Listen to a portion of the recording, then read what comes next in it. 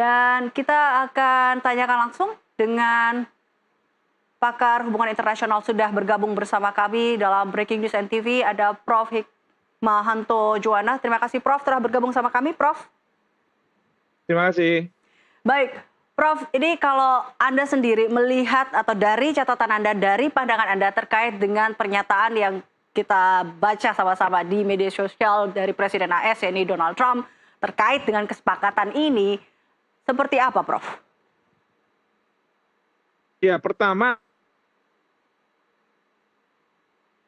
adalah memang kalau kita lihat dari tarif yang dikenakan di awal yaitu 32%, bahkan ini April ya 32%, sekarang bulan Juli pengenaannya menjadi 19%. Tentu ini merupakan suatu capaian yang sangat luar biasa. Karena saya lihat Vietnam mereka hanya berhasil sampai dengan 20%. Jadi beda dengan kita 1% dengan Vietnam kalau kita bandingkan. Sementara saya lihat Malaysia kita masih unggul karena Amerika Serikat masih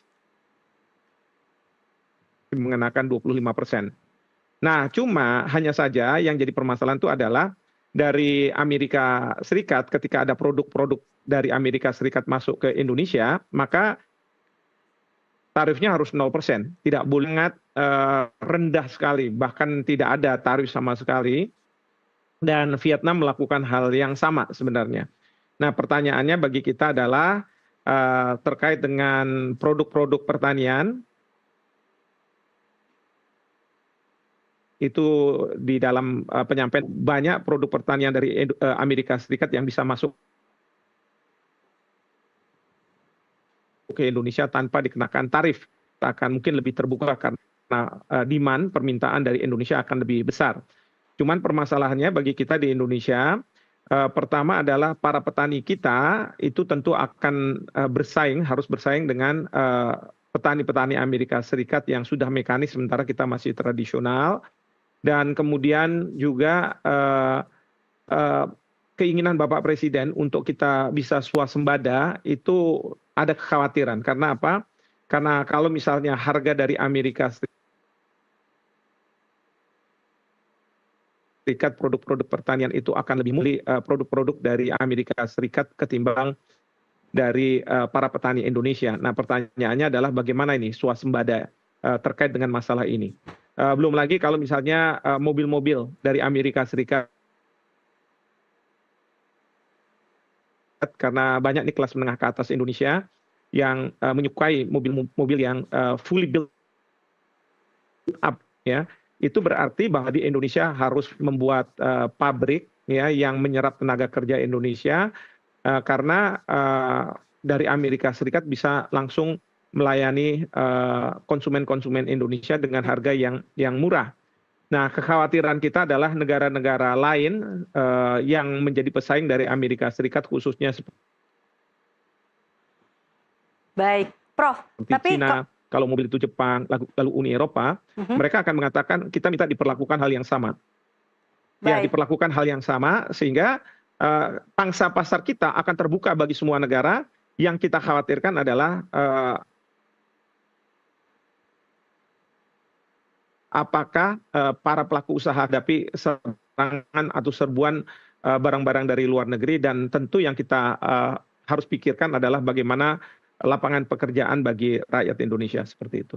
Baik, Prof, ini tapi kalau kita lihat, ini seperti tadi yang Anda katakan, ini bisa dikatakan patut diapresiasi karena tadi dengan negosiasi yang bisa dikatakan berhasil bila dibandingkan dengan Vietnam yang hanya mendapat 20%, kita bisa 19%, walaupun dengan syarat.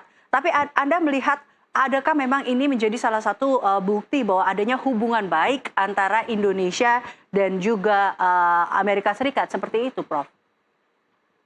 Ya, mungkin juga seperti itu karena saya lihat di dalam TikTok yang ada di mana mengcapture Presiden Trump berbicara, beliau sangat menyanjung